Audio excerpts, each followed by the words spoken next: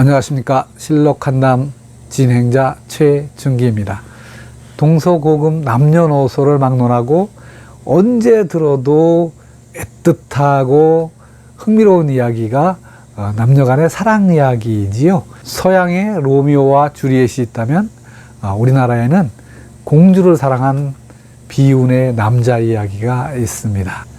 여러분, 실록한담을 보시다 보면 새소리도 나고 오늘은 좀 매미 소리가 그렇게 심하네요. 벌레도 날아다니고 그런 장면을 가끔 보실 텐데요. 이 촬영 장소가 이제 이 속리산 자락에 있어서 그래요. 굳이 이제 촬영 장소를 제가 소개해 드리는 이유는 오늘 하고자 하는 우리 조선판 로미오와 줄리엣이 탄생한 바로 그곳이에요, 이곳이. 오늘은 특별히 원수의 딸을 사랑한 한 남자의 슬픈 이야기가 탄생한 현장에서 직접 이야기를 들려드리도록 하겠습니다. 구독 버튼 눌러주시면 바로 시작하겠습니다. 감사합니다. 이 이야기의 배경은 계유정난입니다. 역사에 관심이 있으신 분들은 잘 아시겠지만은 모르시는 분들을 위해서 간단하게 좀 정리를 하고 넘어가도록 하겠습니다. 계유정난은 1453년에 발생했는데요. 원래부터 좀 문약했던 그 문종이 이제 어린 아들을 두고 일찍 승하하면서 이제 단종이 어린 나이에 이제 그 즉위를 하게 되지요.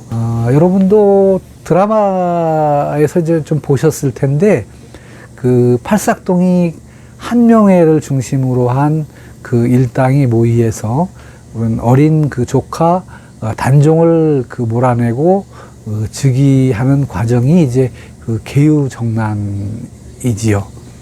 이때 이제 그 한명회와 일당들이 이제 살생부를 들고 그 한밤중에 입시하는 이제 신료들을 한 사람씩 이렇게 제거를 하게 되고, 그리고 이제 수양대군도 참 두려워했던 지략과 용맹을 겸비했던 김종서는 이제 직접 수양이 이제 철퇴를 들고 한밤중에 집으로 습격을 해서 그 주사를 합니다.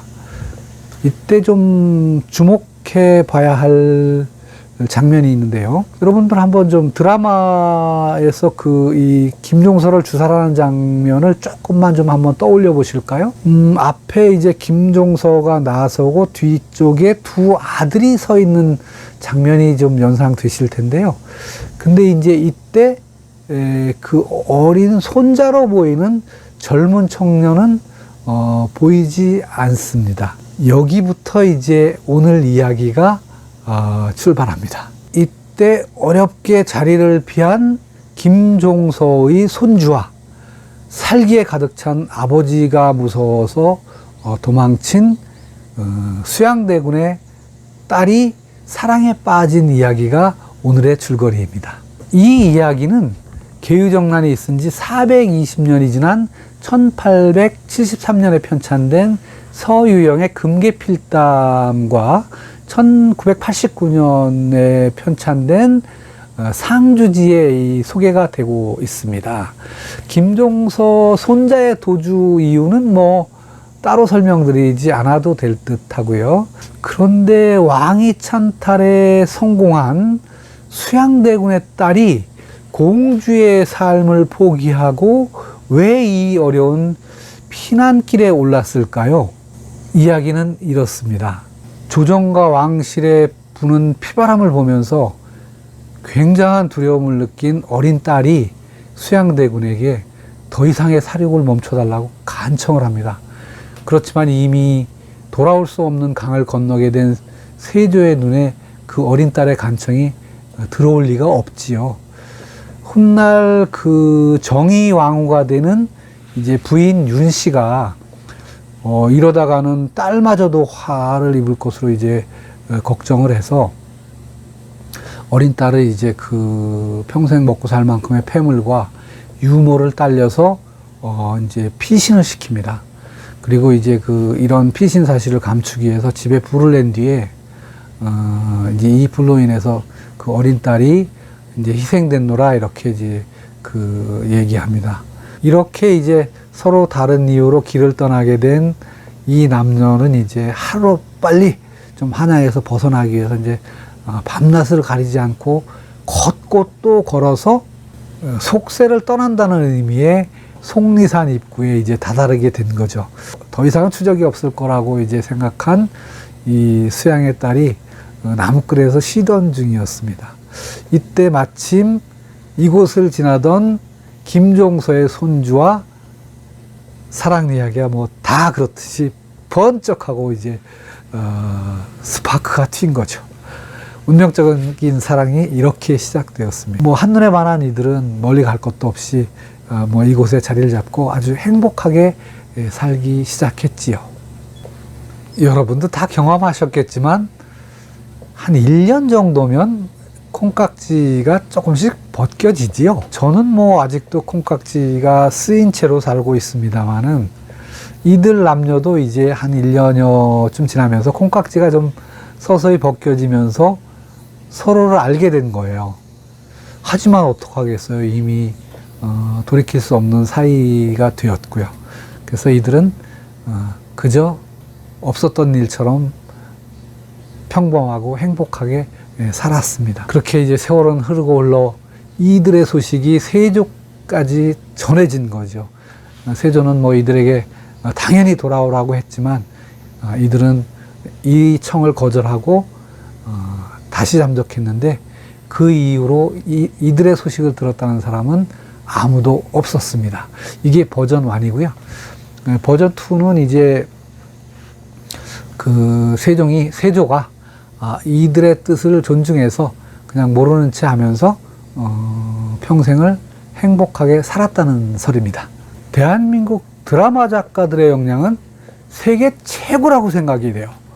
이 이야기를 모티브로 만든 드라마가 공주의 남자, 또 조선왕조실록에 몇 줄 나오는 의녀 장금에 관한 기록이 이제 대장금, 또 광해군 일기에 보면 화광, 요즘 표현으로는 UFO죠.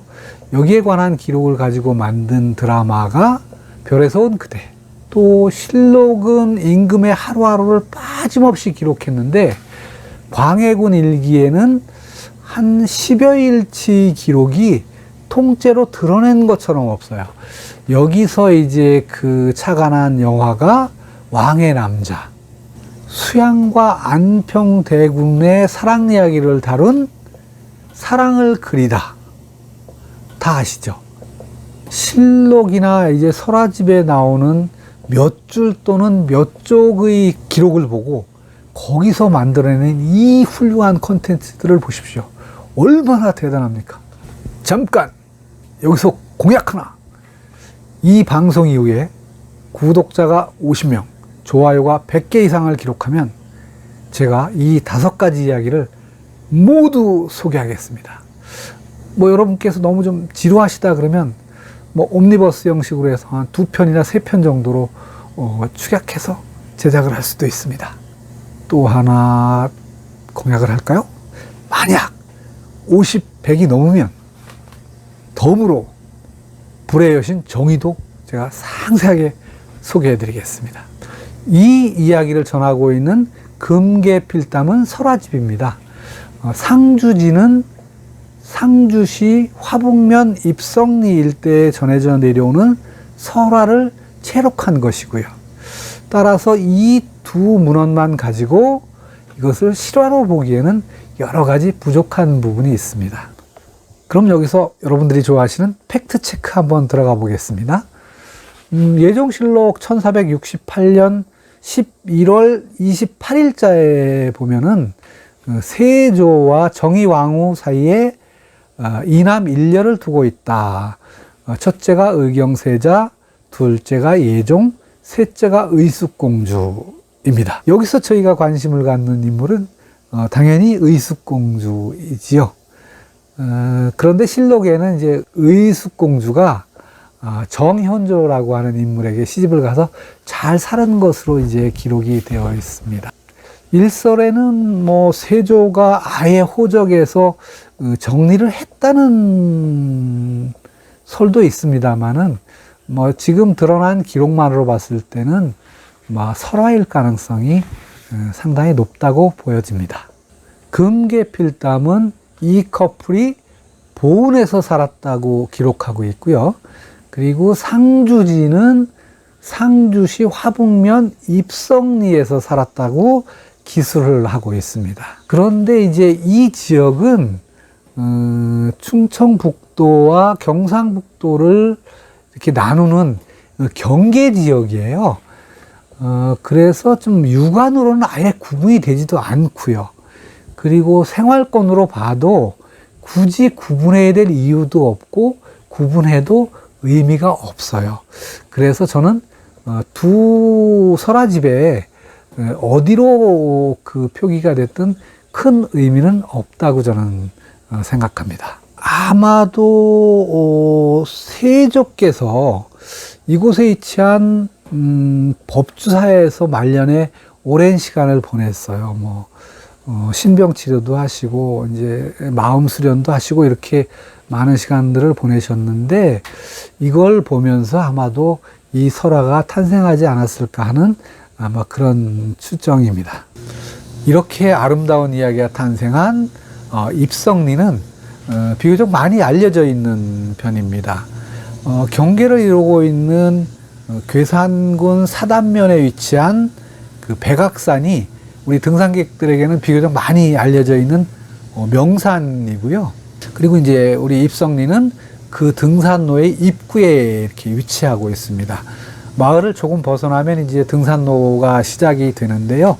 이제 등산로로 조금 들어서시면 성문사라고 하는 아주 아담하고 멋진 그 사찰이 나타납니다. 조금만 더 숲속으로 들어가시면 이들의 사랑을 잇게 한 보배로운 굴이라는 의미의 보굴이 나타납니다. 지금은 석불이 이렇게 설치되어 있어서 많은 사람들이 그 치성을 드리는 그런 영험한 장소입니다. 그리고 조금만 더 숲속으로 가시면 이제 한 방 한 칸 정도 크기의 이 석굴이 나타나는데요. 실제로는 이들 커플이 여기서 이제 그 기거했을 것으로 이렇게 추정을 하고 있습니다.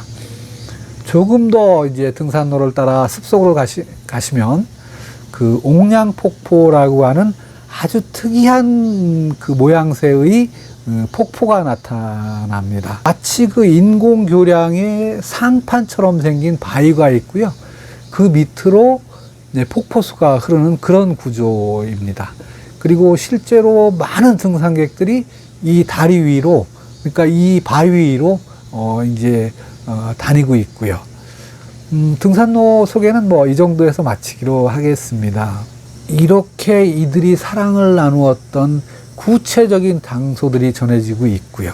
또 400년이 넘도록 입에서 입으로 전해지고 있는 이 아름다운 이야기를 굳이 설화냐 실화냐를 따질 이유가 있을까요? 전설은 전설일 때 아름다운 거잖아요. 우리 그냥 실화 설화 따지지 말고요. 아름다운 사랑 이야기로 그냥 저희 가슴속에 고이 간직하시면 어떻겠습니까? 혹시 이곳을 지날 기회가 있으시면 오늘 이야기 좀 떠올리시면서 주변 풍광도 좀 잘 살펴보시고 즐거운 여행 되시기 바랍니다.